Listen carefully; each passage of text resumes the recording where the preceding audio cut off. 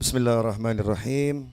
Alhamdulillah Rabbil Alamin. Allahumma salli wa sallim ala Sayyidina Muhammadin miftahi babi rahmatillah adada ma fi ilmillah salatan wa salaman daimain bidawami mulkillah wa ala alihi wa sahbihi. Allahumma salli ala Sayyidina Muhammadin salatan taftahu biha lana futuhal arifin wa tufaqqihuna biha fid din wa ala alihi wa sahbihi. Assalamualaikum warahmatullahi wabarakatuh. Alhamdulillah, perjuangan kebut-kebutan di tol manfaat. Ya, yang paling berat itu keluar tol. Kalau di tol paling 180, 190. Yes, kalau nanti melanggar peraturan ya ditaati. Karena ngejar ibu-ibu ya, ngejar ibu-ibu. Pelajaran sore hari ini kita nggak bahas kitab ini karena kita bosan hari raya kurban ya. Saya mau metik satu pelajaran yang baru saya dapat kemarin. Ilmu baru buat saya meskipun sudah lama. Itu biasanya tiap tahun orang kan peringatan Idul Adha ya, Idul Adha, betul. Korban, keteguhan Ismail alaihissalam, pengorbanan Ismail alaihissalam, ketulusan Ibrahim alaihissalam dan seterusnya. Saya punya sesuatu yang mungkin sama dengan orang-orang tapi beda. Sama tapi beda itu gimana? Jadi buat saya hari raya kurban itu adalah peringatan birrul walidain. Peringatan birrul walidain. Bektinya anak sama orang tua. Bu, diminta nyawanya itu kira-kira enteng atau abot? Abot ya. Kalau yang minta bapak yang gak pernah ketemu setelah 8 tahun. Sekali ketemu ngomong aku mimpi nyembelih kamu. Itu kira-kira mintanya enteng atau abot? Permintaan yang menyenangkan atau tidak menyenangkan? Tidak menyenangkan. Kalau jenengan jadi anak kira-kira jawabannya seperti apa? Gak usah jauh-jauh. Dulu ibu waktu remaja ditawari Kang Mas saja ditolak kok. Yang mau nikah aku bukan ibu. Betul kan ya? Kuliah dipilihkan sama orang tuanya. Yang mau kuliah aku bukan bapak. Betul ya? Dikasih calon istri berontak. Dikasih calon suami berontak. Dikasih perguruan tinggi berontak. Nabi Ismail alaihissalam gak dikasih apa-apa. Dimintai sesuatu. Apa itu? Bawa sini nyawamu. Nyawamu bawa sini. Anta wa maluka li abik. Sabda Nabi Muhammad SAW, anta, kamu. Kamu itu artinya apa? Sekujur tubuh kita, luar maupun dalam. Jasmani maupun rohani. Li abik, milik orang tuamu. Ya, wa maluka, mal itu harta. Harta itu apa? Yang di luar tubuh kita ini, baik itu uang, baik itu cincin, perhiasan, ya kendaraan, rumah di luar tubuh, itu namanya harta. Jadi semua yang berkaitan dengan diri kita, baik yang melekat secara permanen yaitu tubuh, lahir maupun batin, maupun yang melekatnya itu cuman sementara, ya cuman sementara, yaitu harta, semuanya sabda Nabi Muhammad SAW, li abik, milik orang tuamu. Nabi Ismail alaihissalam diminta sama Allah Ta'ala lewat Nabi Ibrahim alaihissalam. Serahkan itu dirimu untuk orang tuamu, nurut atau tidak. Judulnya kan yang minta orang tuanya ya. Gak ada kata-kata saya diperintah Allah nyembelih kamu, gak ada. Ya gak ada kata-kata seperti itu. Jadi anak ini taunya ayahnya diperintah nyembelih. Betul kan ya? Berarti ini permintaan sang ayah diperintah menyembelih. Jawaban anaknya, if'al ma tu'mar, laksanakan yang diperintahkan kepadamu. Santai, ya abati if'al ma tu'mar. Ayah tercinta, tolong laksanakan yang diperintahkan kepadamu. Satajiduni insyaallahu minas sabirin.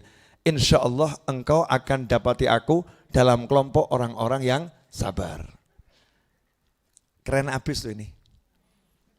Nyoh. PN. Nyantai. Hasilnya apa? Karena anak ini nurut sama orang tuanya, sama Allah Ta'ala diganti ketika Nabi Ibrahim itu sudah menjalankan perintah, artinya betul-betul disembelih, tapi dibuat leher Nabi Ismail itu seperti ada besinya ya, seperti besi. Setelah dilaksanakan, maka Allah Ta'ala mengganti domba dari surga disuruh nyembelih. Dan itu disyariatkan ila yaumil qiyamah. Seluruh umat manusia disuruh mengenang baktinya anak kepada orang tua. Dan semua pahalanya itu untuk Nabi Ismail alaihissalam dan Nabi Ibrahim alaihissalam. Masya Allah. Di sini ada pelajaran, kalau kita mengorbankan apapun untuk orang tua itu gak akan sia-sia. Ya gak akan sia-sia. Contoh, Habib Novel masih punya utang 5,7 M, betul? Bener kan? Hutang tanah 5,7 M. Tadi saya telepon teman saya di Batu karena semalam tokonya sudah tutup. Jadi saya tinggal di Surabaya sebentar, saya telepon teman saya, tolong carikan gabin pesanan ibu saya. Ya pesanan ibu saya, krekes yang tebel tuh, adanya di Batu. Ya berapa? 4 namanya apa tuh ya? Black, 4 black. Nah, 4 black. Ya Bib, kirim ke mall. Pertemuannya di mall sih. Ya, ketemunya di mall. Saya niat wujudkan hajat ibu saya, betul? Tapi enggak ikhlas saya. Karena saya ada pamrihnya. Ya Allah, saya punya hajat juga. Kalau mewujudkan hajat mukmin biasa, itu diganti 70 hajatnya dikabulkan. Betul kan ya? Apalagi kalau hajat orang tua. Makanya saya niati hajat saya yang paling dekat 5,7 lunas. Kan begitu? Belum sempat 5,7 lunas, teman saya tanya berapa ini 4 black. Jawabannya gratis Bib. Alhamdulillah ngirit. Ya gratis. Kemudian saya buka HP saya, ada WhatsApp masuk dari orang gitu ngomong, Habib, insya Allah nanti kalau anak saya pulang haji, ya saya mau sedekahkan perhiasan saya. Enggak banyak Bib, kalau nilainya dibanding 5,7 M itu sedikit. Hanya 125 gram emas. Alhamdulillah lumayan gue. Kena di duitno kan ya 70-80 juta masuk insya Allah. Belum sampai Solo blacknya, ya itu sudah kabul. Ya sudah kabul. Loh ya pencairan dari langit kan ya bertahap. Nama glek 5,7 tambahan jeglek nanti. Ya pencairan bertahap. Sudah kabul tapi pencairan bertahap. Nah yakinkah Anda kalau Anda betul-betul itu berkorban untuk orang tua, jadi bukan korban tuh nyembelih kambing itu ya. Nah, kalau nyembelih kambing itu namanya ya korban, udhiyah.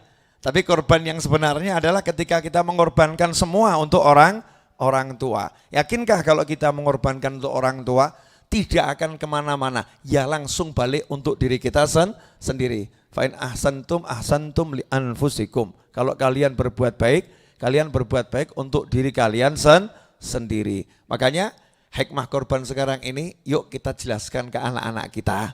Iya, kamu tuh milik bapak ibumu, selesai. Nah, anak bapak ibumu, tidak ada kamu. Ya, tidak ada kamu. Jadi yang paling penting itu kamu jadi orang yang bisa bekti sama orang tua. Yang kedua, saya dapat kalimatnya Mbah Maimun Zubair rahimahullah, kalimat indah. Jadi orang pinter ya itu bagus. Jadi orang pinter itu bagus. Tapi lebih bagus jadi orang baik. Lebih bagus jadi orang baik. Bil makna ya. Lebih bagus jadi orang baik. Kenapa?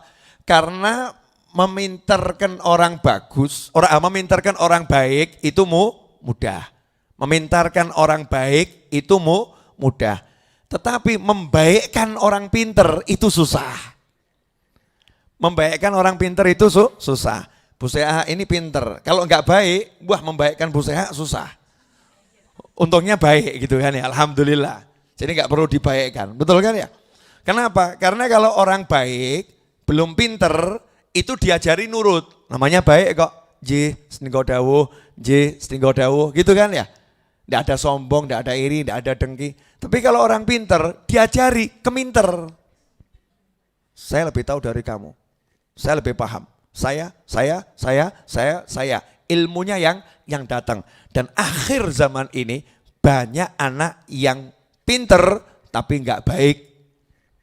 Atau banyak anak yang pinter tapi belum baik. Sehingga semua orang tuanya berani. Sama orang tuanya bantah. Bahkan dia pakai ilmunya untuk menghajar orang tuanya. Naudzubillah min dzalik. Maka yuk kita jadikan anak kita baik dan pinter. Baik dan pinter. Seperti Nabi Ismail alaihissalam baik dan pinter. Bukti pinternya apa? Ayahnya umur 10 tahun nih ya. Gak cerita kalau diperintah Allah. Cuman bilang saya mimpi nyembelih kamu. Jawabannya laksanakan yang diperintahkan kepadamu. Dari mana anak ini tahu kalau itu perintah ya? Itu perintah. Berarti anaknya dari kecil udah paham bapaknya Nabi. Itu yang pertama. Yang kedua, pinternya anak ini karena ini urusan gak enak, tidak menyebutkan pelakunya Allah. Yang nyuruh Allah itu gak disebut. Nabi Ibrahim juga gak nyebut, saya disuruh Allah nyembelih kamu. Nabi Ibrahim gak nyebut. Betul ya? Makanya Nabi Ismail juga enggak ngomong begitu. Laksanakan yang diperintahkan kepadamu. Nabi Ismail enggak ngomong laksanakan perintah Allah kepadamu. Tidak, Allahnya enggak disebut. Pelajaran penting dari anak kecil umur 10 tahun Nabi Ismail alaihissalam ini adalah urusan yang enggak enak jangan sebut-sebut Allah. Kalau yang enak sebut-sebut Allah. Wa amma bi ni'mati rabbika fahaddits. Terhadap nikmat-nikmat Tuhanmu sebut-sebutlah. Kita melanggar. Kalau enak jarang nyebut. Yang gak enak nyebut. Ya Allah, ujian apa lagi ini sandal hilang. Betul kan? Ya Allah, ujian apa lagi yang kau berikan kepadaku? Ya, ini semua ujian dari Allah. Saya lagi diuji sama Allah. Ya, saya diberi musibah sama Allah. Jadi yang gak enak kita sebut-sebut Allah. Mudah-mudahan kita bisa nyebut-nyebut yang enak. Karena yang enak terlampau banyak, kalau mulai sekarang kita rajin nyebut, maka insya Allah nggak akan sempat yang nggak enak. Semoga berkah manfaat, kurang lebih mohon maaf. Wassallallahu ala sayyidina Muhammadin wa alihi wasallam. Alhamdulillahi rabbil alamin. Amin.